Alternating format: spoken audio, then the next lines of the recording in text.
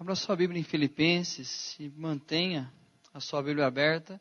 Nós continuaremos aquele estudo de algumas semanas atrás, na carta aos Filipenses.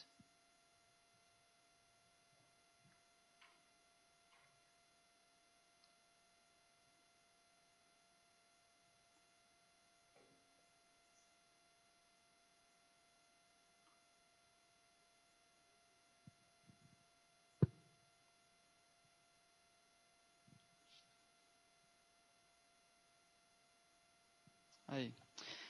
Outra vez já comentei um pouco sobre essa carta, dizendo que é uma das cartas que mais me chama a atenção pelo fato que o apóstolo Paulo alcança sua maturidade na fé, sua maturidade na vida, onde é uma convergência de tudo aquilo que ele viveu ao longo dos seus dias, e assim, diante de uma prisão que ele estava, diante do perigo da morte, ele escreve essa carta, então, pedindo àqueles irmãos da igreja de Filipos que eles se alegrassem no Senhor.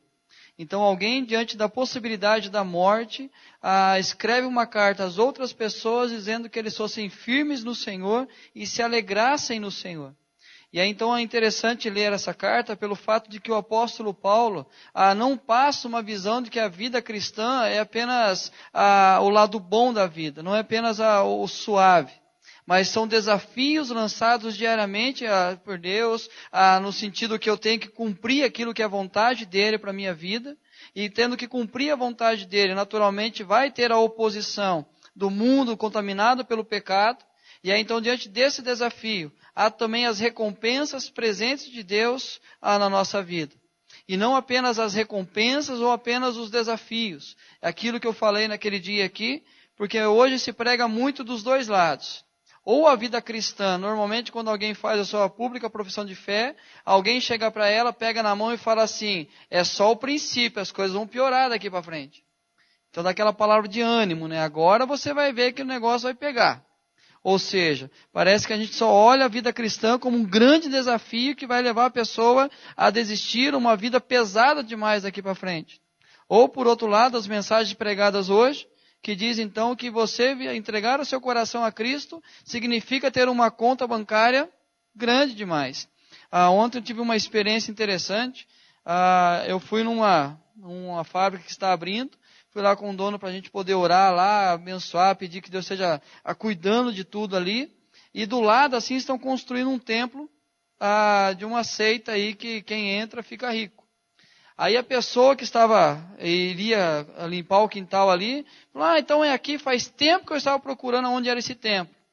Aí a esposa dele perguntou assim, mas por que você quer esse templo? Não, porque aqui, quem vem aqui fica rico rapidinho. Aí eu falei assim, olha, nem todos os caminhos que levam à riqueza são caminhos seguros. Então toma cuidado. Aí a esposa falou assim, por isso que eu falo para ir na igreja X, porque lá você vai ficar rico. Aí eu repeti a mesma frase. Nem todos os caminhos que levam à riqueza são caminhos bons. E aí então a gente percebe que a vida cristã hoje é oferecida como riqueza, como você ter muito dinheiro.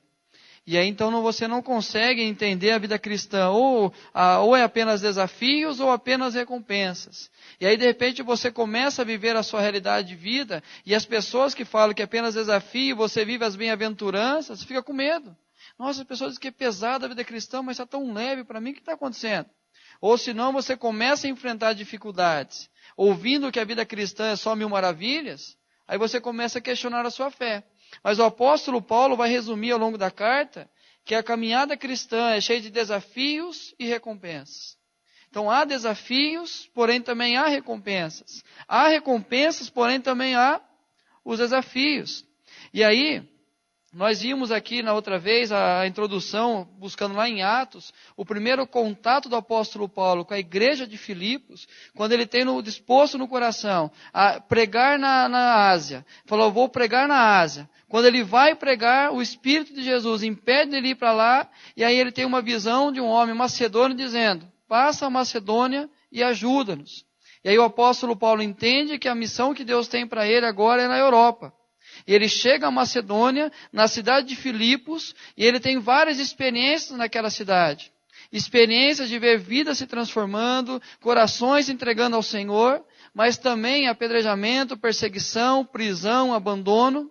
Ou seja, ele experimenta as recompensas, mas também enfrenta diversos desafios. E quando nós lemos esse texto de Atos, nós encontramos que Deus é soberano.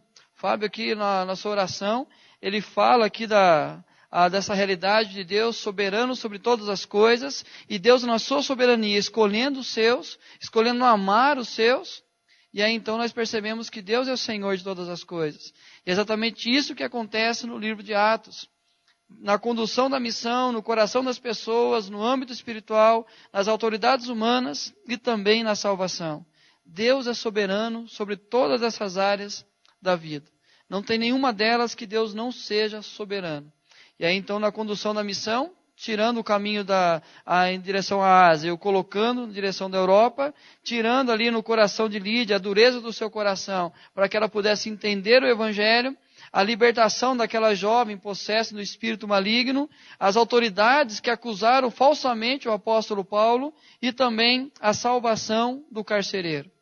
E aí nós encontramos então Deus sendo soberano sobre todas essas coisas. E aí, estou passando rápido, porque é aquilo que nós já vimos algumas semanas passadas. E nós vimos esses 2 pontos aí do versículo 1 até o versículo 11. Liberdade em meio à escravidão, tendo a recompensa da liberdade, mas o desafio de sermos escravos em Cristo Jesus. Vitórias em meio às lutas. Ou seja, nós temos sim vitórias na nossa vida cristã, porém não vai nos tirar das lutas. Nós teremos que enfrentar as diversas lutas. E hoje nós iremos falar desses 2 pontos. Progresso em meio às oposições e esperança em meio às adversidades. Então nós iremos acrescentar esses 2 pontos hoje, ainda no capítulo 1 de Filipenses, primeiro versículo 12 ao 18, depois versículo 19 ao 26. Então vamos ao primeiro ponto aí, progresso em meio às oposições, versículo 12 ao 18.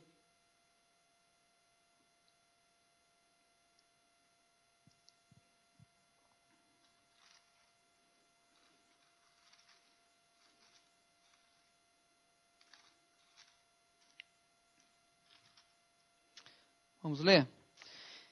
Quero ainda, irmãos, cientificar-vos de que as coisas que me aconteceram têm, antes, contribuído para o progresso do Evangelho, de maneira que as minhas cadeias em Cristo se tornaram conhecidas de toda a guarda pretoriana e de todos os demais.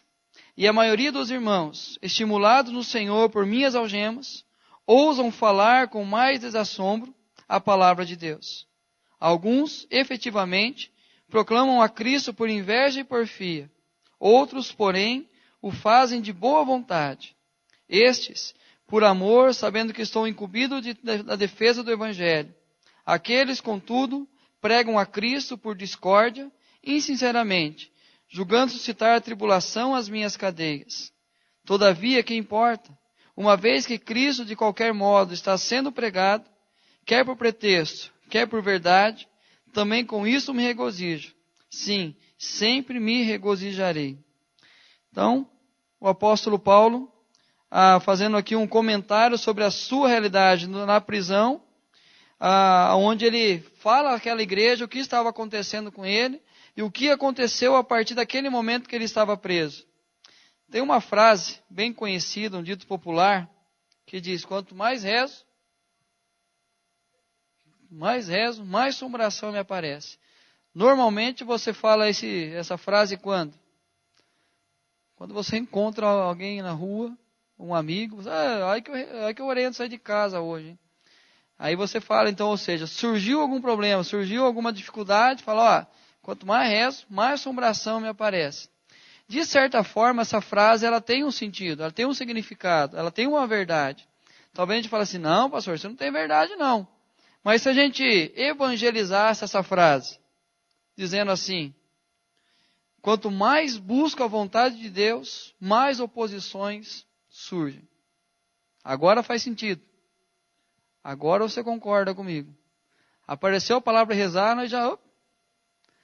Agora orar, quanto mais oro, quanto mais busco, quanto mais quero a vontade de Deus, mais oposições vão surgir.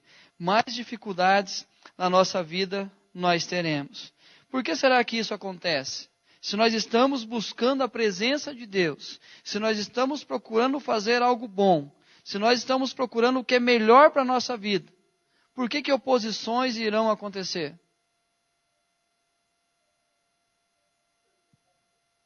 Testar a nossa fé. O que mais? O inimigo fica incomodado. Criar mais dependência de Deus. Fortalecer mais. É estranho pensar que a gente está... a gente sempre escuta, mas quando eu estava no mundo parece que as coisas eram mais fáceis, quando eu estava longe de Deus, parece que as coisas eram mais tranquilas.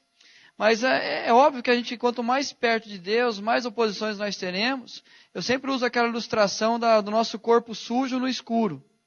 Se eu estou com o corpo sujo no escuro, eu não estou enxergando nada. Mas quanto mais eu me aproximo da luz, mais eu vou perceber a sujeira. E quanto mais eu perceber a sujeira, mais difícil vai ser eu tirar essa sujeira. E eu vou entender que vai precisar mudar muitas coisas na minha vida para que tudo aquilo saia. Então, pelo menos duas razões, nós vamos entender por que as oposições surgem. A primeira delas, por princípios opostos.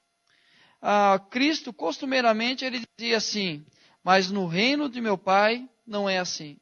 Mas no reino de Deus não é assim.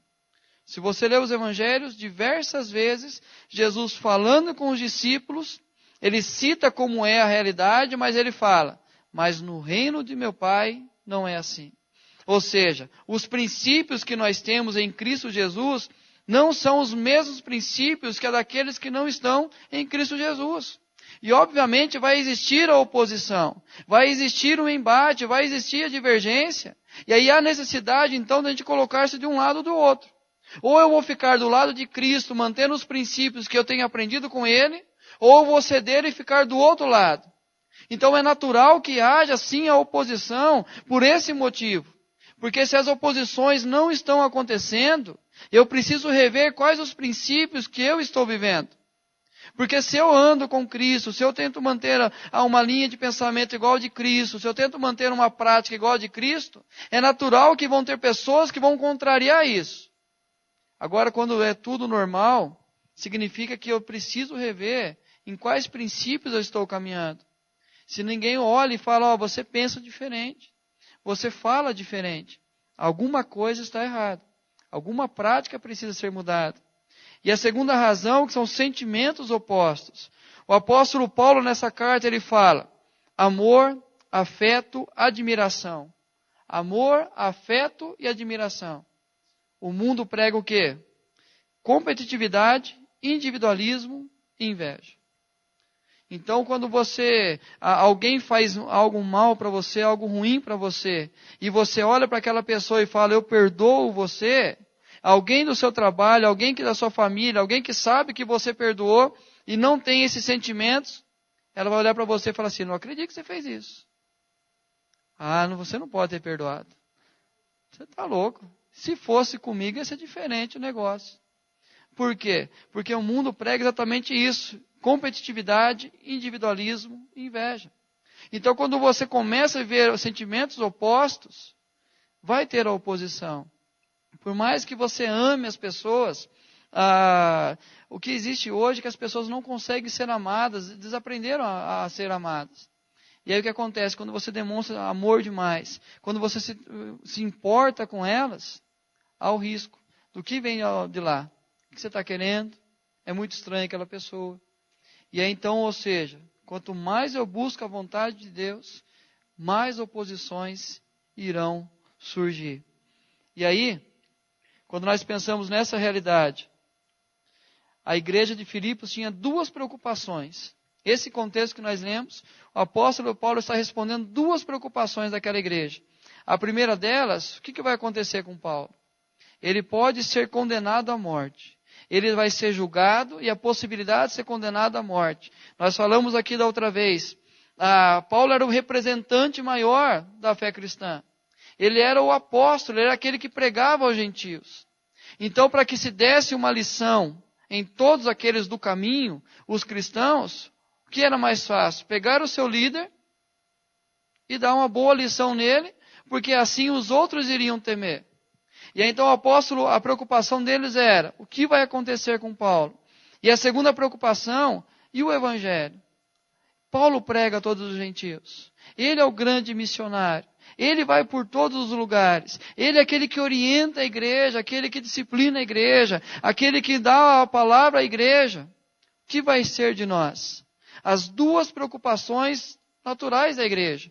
O que vai acontecer com Paulo e o que vai acontecer com o evangelho? O apóstolo Paulo responde com essas palavras que nós acabamos de ler, onde ele fala: quero ainda, irmãos, cientificar-vos de que as coisas que me aconteceram têm antes contribuído para o progresso do evangelho. Então a preocupação deles era, o que vai acontecer com Paulo e com o evangelho? Paulo responde: eu vou glorificar a Cristo, seja através da minha morte ou através da minha vida. E o evangelho, que talvez se ficasse pregado, preso comigo aqui, a igreja tem pregado muito mais esse evangelho. A igreja, sabendo da minha situação, a igreja sabendo a razão pela qual estou preso, ela não se intimidou, mas ela se levantou e pregou ainda mais o evangelho. Então o apóstolo Paulo resume da seguinte maneira: nossa vida e missão é a glória de Cristo. A preocupação deles era responder da seguinte maneira: queridos, fiquem tranquilos, que o único propósito da nossa vida é a glória de Cristo. E ele diz nos versículos aí posteriores àqueles que nós lemos: se for através da minha morte, ele vai ser glorificado. Mas se é através da minha vida, ele também será glorificado. Ou seja, não importa o que acontecesse com o apóstolo Paulo, a missão dele, a razão da sua existência, iria acontecer, que era exatamente a glória de Cristo. E o grande mal que nós vivemos hoje, nos nossos dias, é que nós esquecemos que a nossa vida tem um propósito. A nossa missão tem um propósito, que é exatamente a glória de Cristo. Quando nós não temos como alvo, como objetivo a glória de Cristo, significa que nós estamos atrás da glória de quem? A nossa própria glória. Que o apóstolo Paulo vai chamar de vanglória. Então, quando eu perco o alvo, que é a minha vida em relação a Cristo, e começo a visar as coisas ao meu redor, apenas objetivando a minha existência, a minha vida, a minha salvação, não no sentido de salvação eterna, mas o livramento de coisas maiores, eu estou simplesmente visando a glória pessoal. Isso é um grande risco, porque o próprio profeta Jeremias fala que maldito o homem que confia no homem. Ele não está se referindo ao outro homem, mas a si mesmo. Maldito o homem que confia em si mesmo. Porque a gente fala sempre pensando no outro. Mas nós esquecemos que nós somos homens. Nós somos a criação que Deus fala que maldito aquele que coloca a sua confiança em si mesmo. Então o apóstolo Paulo aquieta o coração daquela igreja dizendo: fiquem tranquilos, porque se eu morrer ou permanecer vivo, Cristo vai ser glorificado. Quanto ao evangelho, a glória é de Cristo. Ele vai continuar sendo pregado.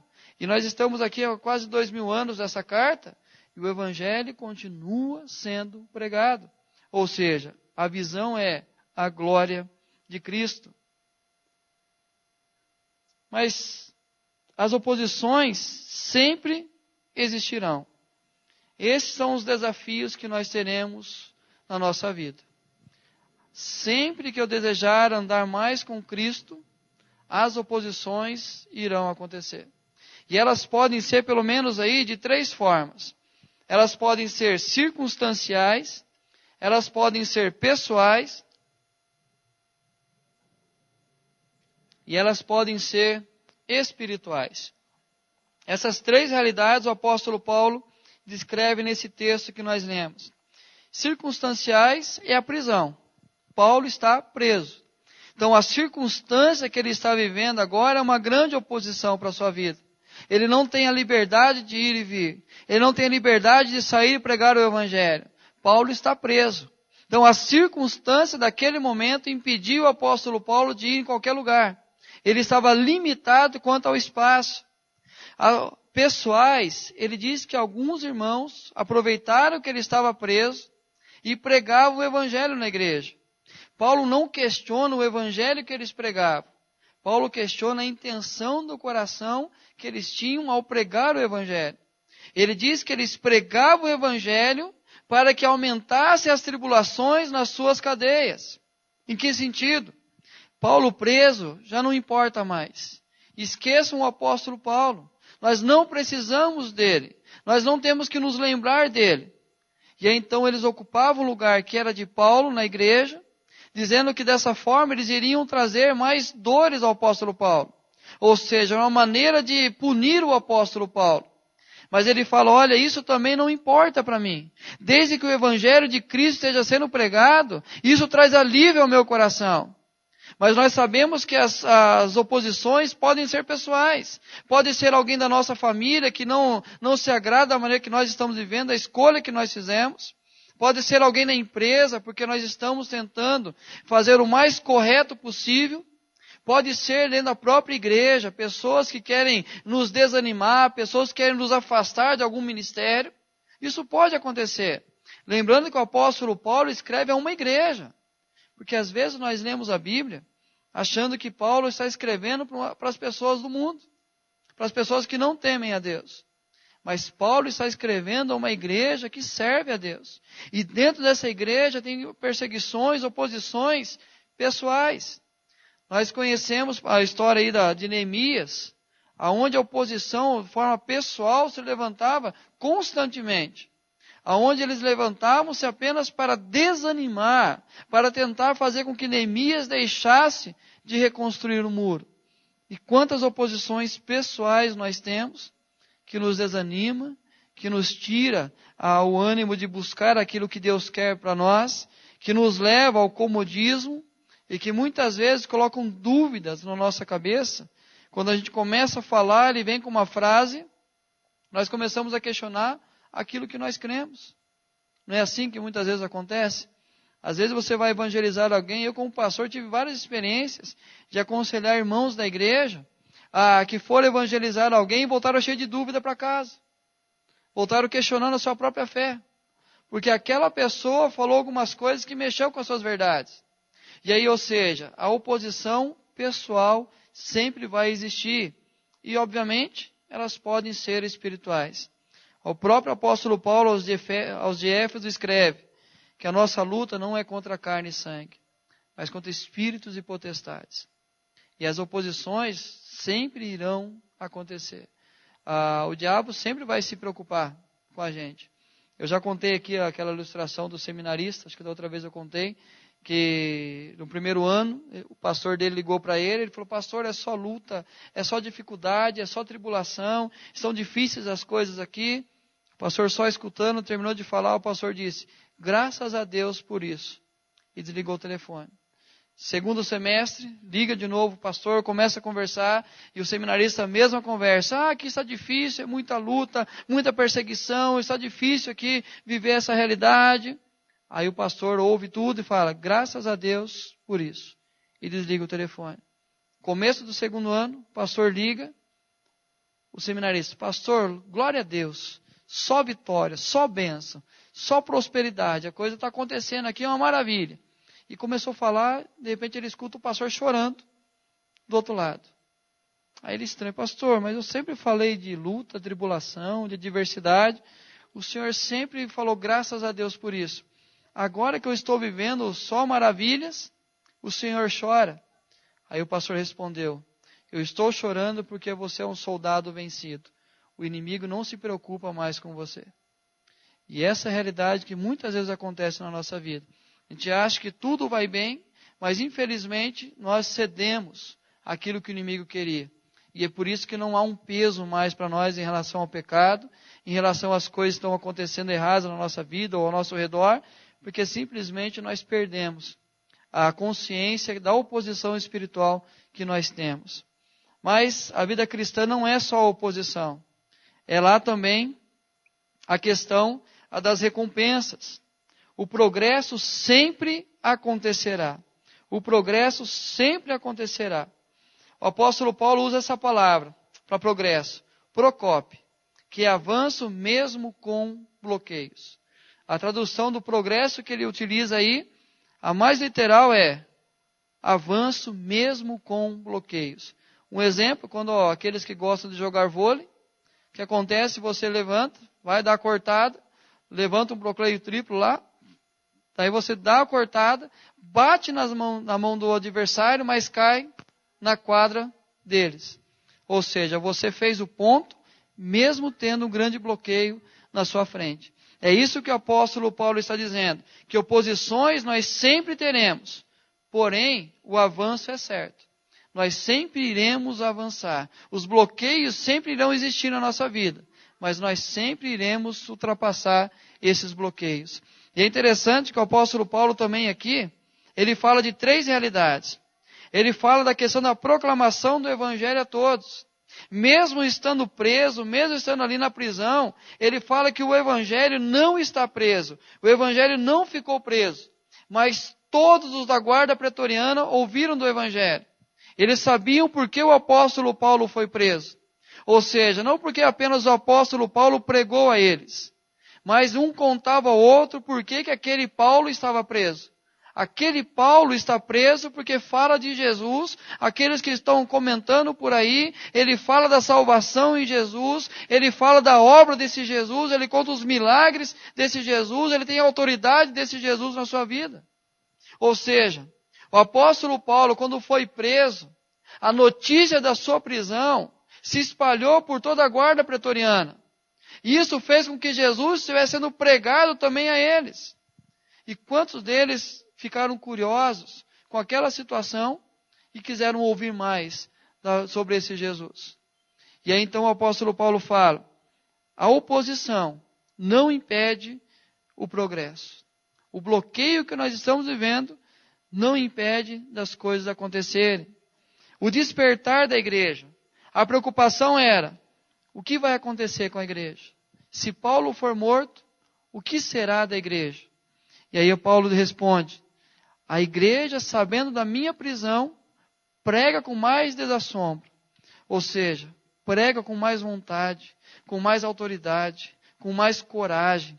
A igreja, sabendo da minha situação, ela foi às ruas e está pregando. Ou seja, aquilo que poderia ser um motivo de medo, de insegurança, que aconteceu com os próprios apóstolos quando Cristo foi crucificado. Eles se trancaram no quarto e não queriam sair, com medo dos judeus. Mas aqui mostra claramente, quando o líder deles foi preso, isso causou mais ousadia em cada um deles em pregar o evangelho. Então, ou seja, mesmo que a oposição aconteça, o progresso vai acontecer, porque vai existir um despertamento.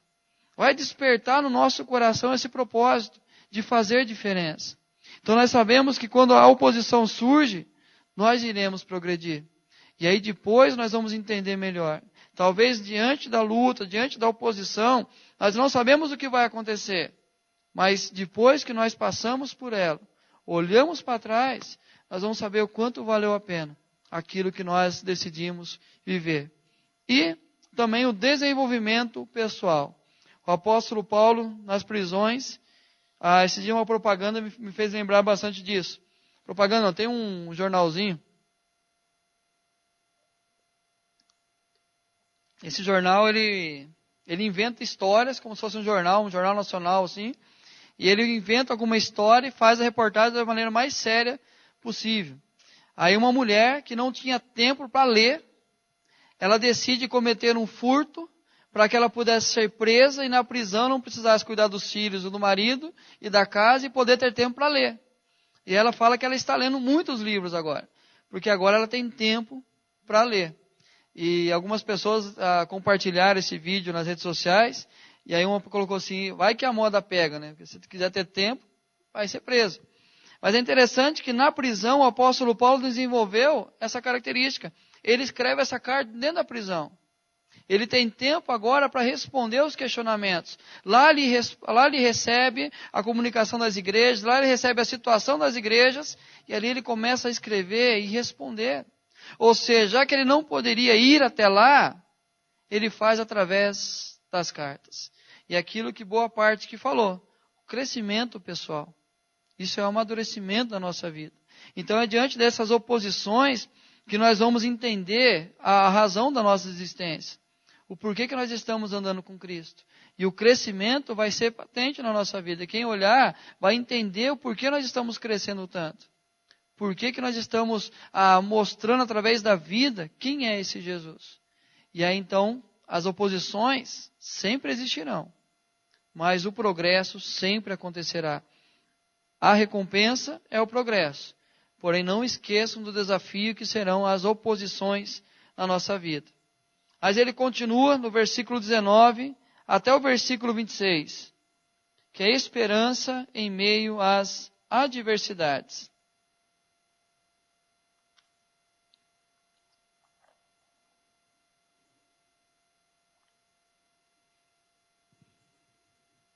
Do versículo 19 ao 26, diz assim: porque estou certo de que é isto mesmo, pela vossa súplica e pela provisão do Espírito de Jesus Cristo, me redundará em libertação, segundo a minha ardente expectativa e esperança, de que em nada serei envergonhado.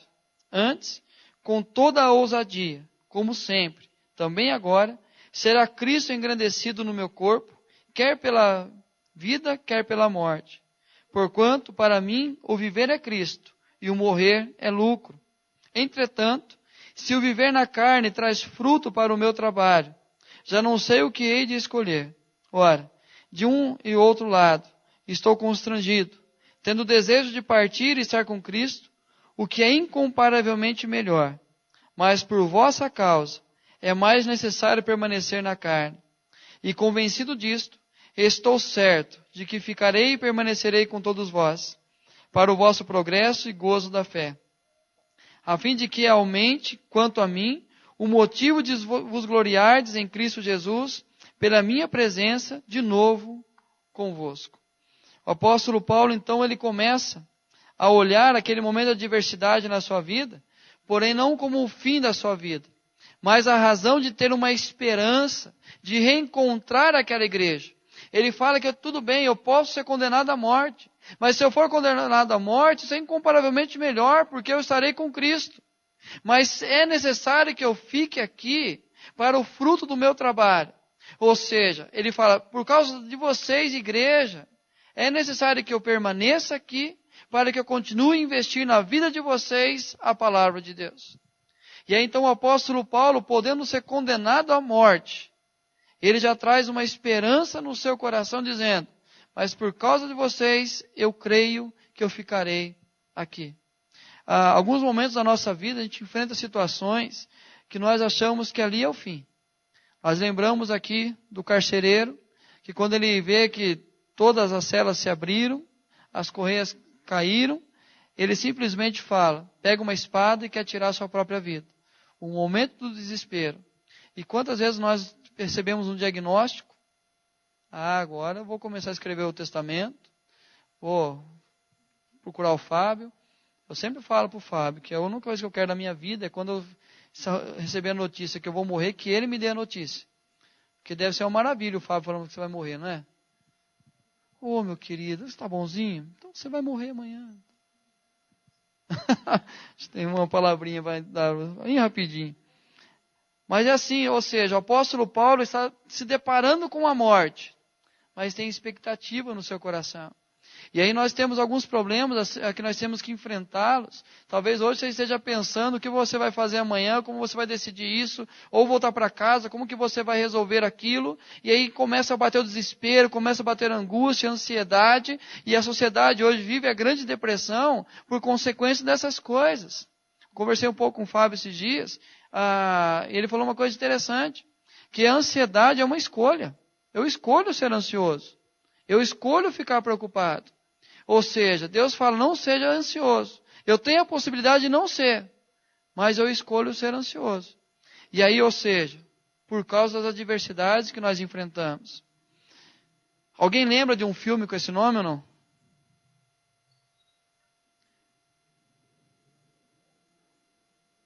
Será que só eu assisti esse filme?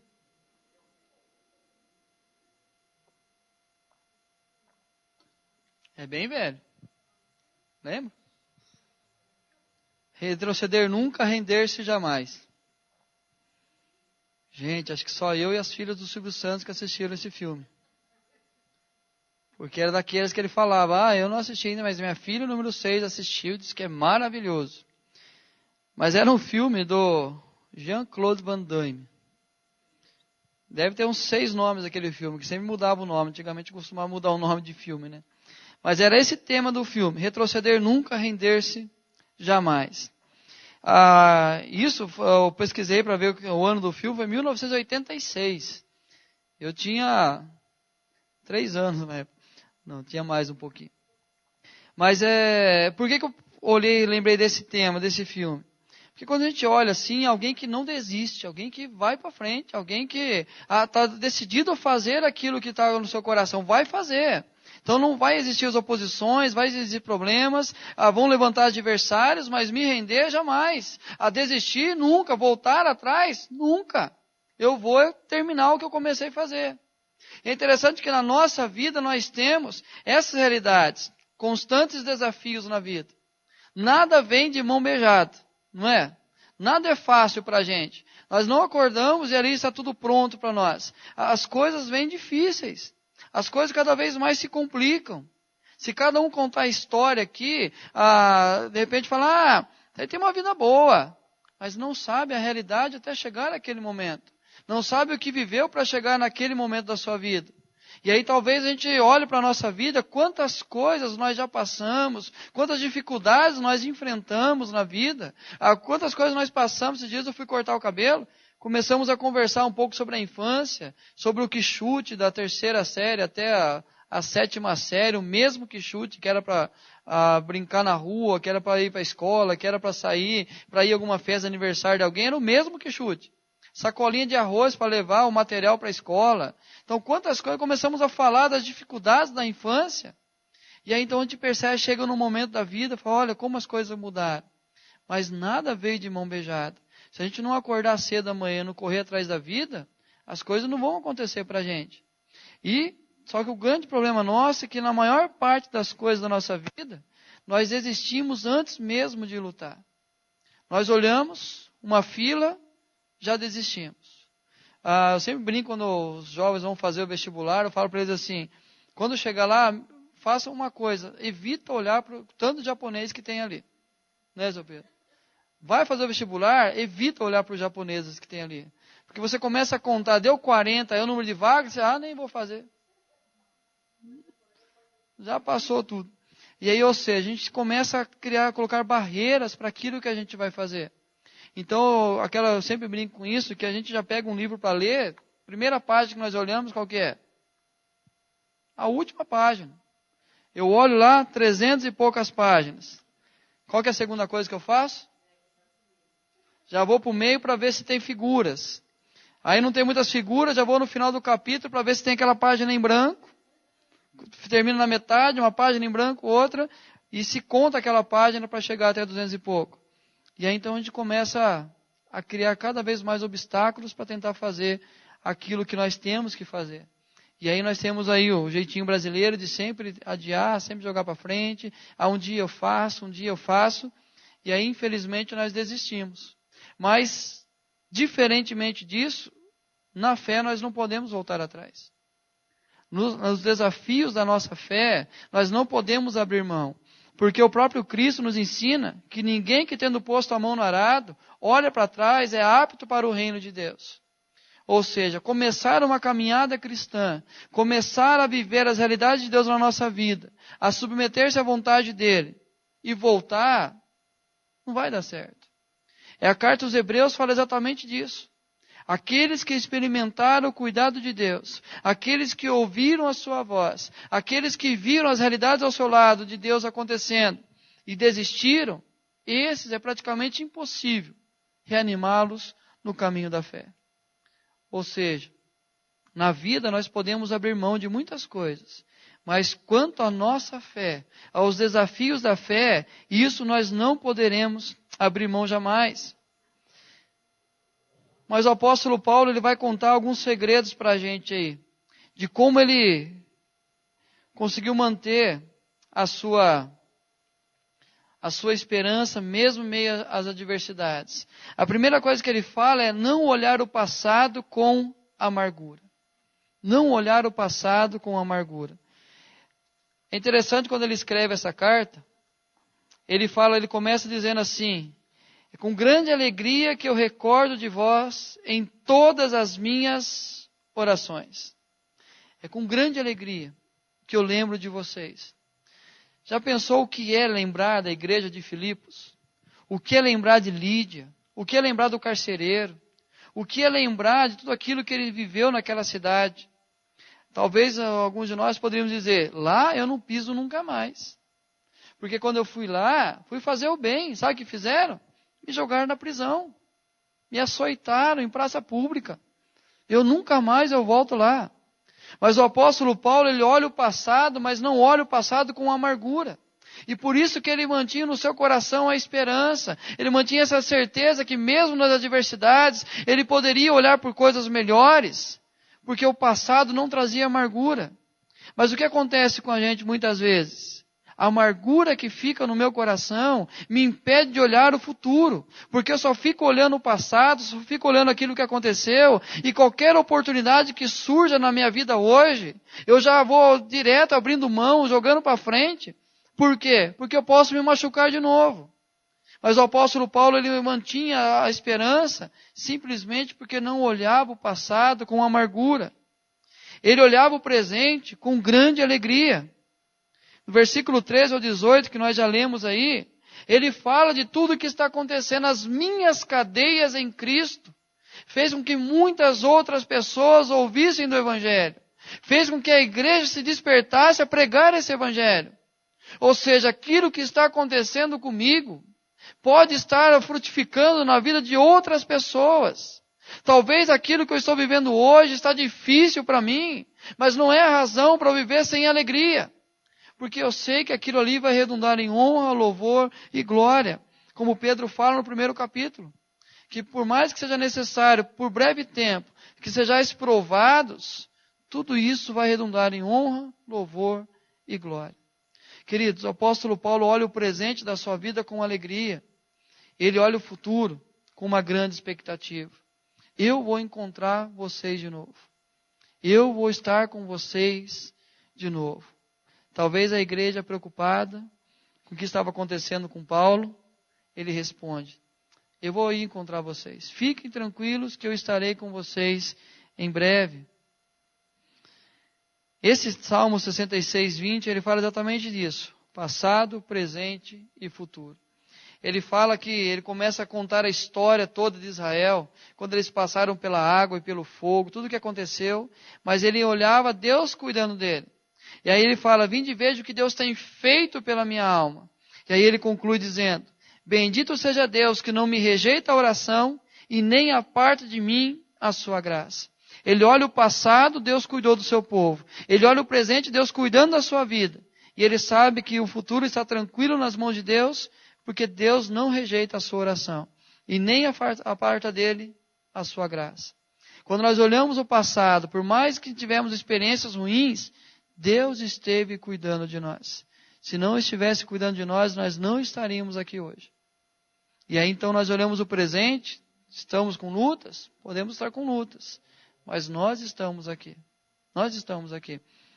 Um pastor antigo, ele dizia o seguinte, que todos os dias pela manhã nós devíamos ler o jornal, pegando na parte de anúncio lá aqueles que morreram na cidade, página como diz o nome, os falecimentos. Primeira coisa que você faz quando você acorda de manhã, pega o jornal e leia exatamente aquela página. Quando você terminar, você agradeça a Deus porque você está vivo, significa que Deus continua investindo na sua vida. Algum projeto novo Deus tem para você. E a gente começa lendo a manchete do jornal, já se desespera. Ai, meu Deus. Leia lá, para entender que Deus ainda está cuidando de você, ainda tem projeto para a sua vida aqui. Mas qual que é o desafio? O manter a esperança diariamente na nossa vida. O apóstolo Paulo tinha certeza de dias melhores. Olha o que diz o versículo 19. Capítulo 1, versículo 19. Porque estou certo de que isto mesmo, pela vossa súplica, pela provisão do Espírito de Jesus, me redundará em libertação.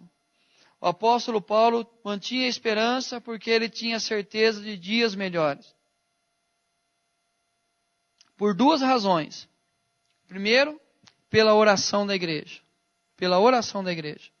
O apóstolo Paulo tinha plena consciência que a igreja estava orando por ele, e isso fazia com que o seu coração tivesse expectativa de dias melhores. Ele fala da libertação. Isso vai gerar libertação na minha vida.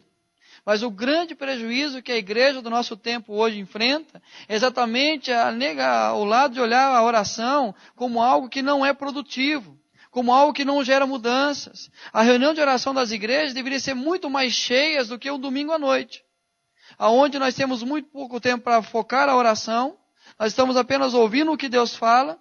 Mas se a igreja tivesse consciência da importância da oração, o que a oração faz na vida de um crente, o que a oração faz na vida da família de um crente, o que a oração faz numa nação, nós iríamos ter mais tempo de oração diante de Deus. Nós iríamos focar mais a nossa vida com Deus através da oração. E Paulo tinha plena consciência do poder da oração. Ao longo da carta, diversas vezes ele fala: sempre recordo de vocês nas minhas orações. Eu oro para que vocês tal coisa. A minha oração é... Porque ele sabia que quando ele orava, Deus iria agir na vida daquela igreja.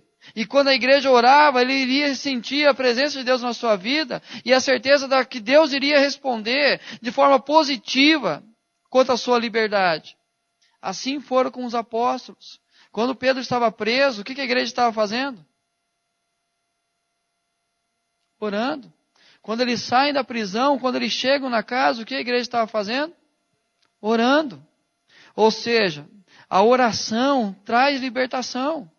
E aí então o apóstolo Paulo fala isso à igreja. Eu tenho plena certeza de dias melhores porque eu sei que vocês estão orando por mim. É exatamente isso que ele vai dizer. Pela certeza que eu tenho da oração da igreja.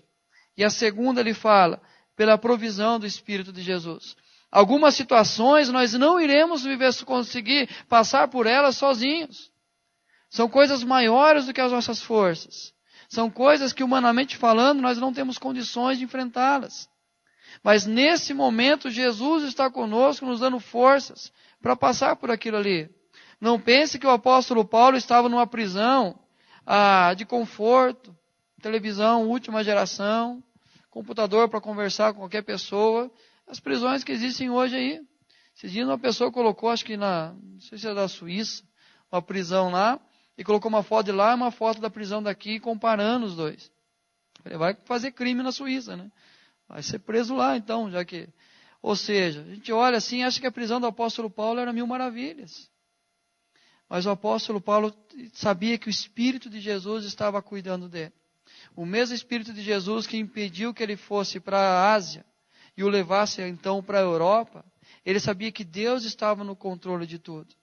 Eu imagino quando ele fala isso para a igreja, que o Espírito de Jesus iria dar forças para ele, e quando ele dizia para aquela igreja, olha, eu vim até aqui porque eu tive uma visão de um homem macedônio dizendo para que eu viesse ajudar, então o Espírito de Jesus me trouxe até aqui.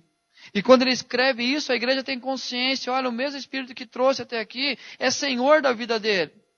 Então se é Senhor da vida dele, vai dar forças para que ele passe por isso também. E nós sabemos o quanto que nós temos experiências disso. Que diante de situações nós sentimos um aconchego de Deus na nossa vida. É Deus nos carregando.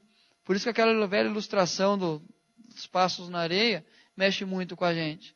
Quando a gente está lá caminhando, diante de momentos difíceis, só fica apenas 2 pegadas. E aí a pessoa lamenta com Jesus. Olha, nos momentos mais difíceis, enquanto estava tudo bem, eu vi 4 passos na areia. Mas quando estavam momentos difíceis, eu havia só 2, o Senhor me abandonou? Aí diz, não, nos momentos mais difíceis eu o carreguei. Ou seja, na hora que nós não temos forças mais, é como fala em 1 Coríntios 10, 13, que as provações são maiores do que as nossas forças, mas junto com a provação vem a libertação. Porque não vai permitir que nós passemos por provações maiores do que as nossas forças. É Deus dando o livramento. A certeza também o apóstolo Paulo tinha de uma ardente expectativa. Uma ardente expectativa. Olha o versículo 20. segundo a minha ardente expectativa e esperança de que em nada serei envergonhado. Minha ardente expectativa. Primeira coisa que o apóstolo Paulo tinha era a convicção em não desistir. Essa ardente expectativa que ele fala, eu achei um comentário interessante sobre isso, que a tradução mais literal desse texto é olhando com as pontas dos pés. A ardente expectativa é alguém olhando com as pontas dos pés. Quando você faz isso? Quando que você utiliza a pontinha dos pés? Fora o Renato, são mais altos, não precisam muito. Mas o que você faz quando você levanta o pezinho assim? O que você quer fazer? Enxergar além, ou seja, você tem alguma coisa na sua frente, mas você quer enxergar o que está à frente disso. É isso que o apóstolo Paulo está dizendo. Que diante dessa situação, ele tem uma ardente expectativa. Diante da oposição, ele simplesmente levanta os pés e tenta enxergar o que Deus está preparando lá na frente para ele. Então ele tem uma convicção que não vai desistir, porque lá na frente Deus tem algo melhor para ele. E aí nós temos que aprender na nossa vida, ter esse exercício todos os dias. Diante de uma resposta negativa, diante de uma situação adversa, diante das adversidades que a vida nos traz, a esperança. O que você está fazendo? Estou olhando lá na frente. É lá na frente que está a minha resposta. É lá na frente que eu tenho a certeza que a vitória de Deus vai chegar. Por isso que eu não vou desistir. Por isso que eu não vou abandonar. Porque eu sei que a igreja está orando, eu sei que Cristo está comigo, e eu tenho uma ardente expectativa em relação ao amanhã. E o apóstolo Paulo tem uma convicção do Deus que serve. Uma convicção do Deus que serve. Quando ele escreve aos de Éfeso, ele fala, eu sei o Deus poderoso que eu sirvo. E eu sei que Ele é forte o suficiente para guardar o meu tesouro até o dia final. Vão tentar tirar, vão tentar desanimar, vão tentar desviá-lo do caminho. Mas ele sabia o Deus que ele cria, o Deus poderoso que ele acreditava. E quando a gente falou aqui do livro de Neemias, a oração de Neemias é exatamente isso. Ele começa, ó Deus grande e temível, que guarda as alianças. É esse Deus que nós servimos. É esse Deus que nós temos caminhado com Ele. Esse Deus que, apesar do tropeço que nós temos diariamente, é esse Deus que nós estamos caminhando em direção a Ele. É esse Deus que está do nosso lado. É esse Deus que não nos deixa desistir. E essa convicção diária da nossa vida, do propósito que existe para nós. Qual que é o propósito da nossa vida? O que tira a esperança de nós é o fato de não termos consciência de qual a razão da nossa existência, do que move o nosso coração, o que nos dá sentido na vida. Paulo tinha o desejo de glorificar a Deus tanto em sua vida quanto em sua morte. Isso era o seu propósito de vida. Infelizmente, nós acordamos todos os dias sem saber a razão pela qual nós estamos acordando. Talvez a gente fale, estou acordando porque tem que trabalhar. Estou acordando porque eu preciso cuidar da minha vida, cuidar da minha família. Mas o apóstolo Paulo tinha certeza. Qual era o propósito principal da sua vida? A glória de Cristo. A glória de Cristo. Se a gente tenta cuidar da nossa família sem visar a glória de Cristo na nossa família, nós perdemos o objetivo. Se nós saímos de casa para trabalhar e não temos como propósito glorificar a Cristo, nós perdemos o propósito de estar trabalhando. Se nós chegamos à igreja sem o propósito de glorificar a Cristo, nós perdemos a razão pela qual nós estamos na igreja. E qualquer outra razão que não seja a glória de Cristo vai trazer cansaço para nós.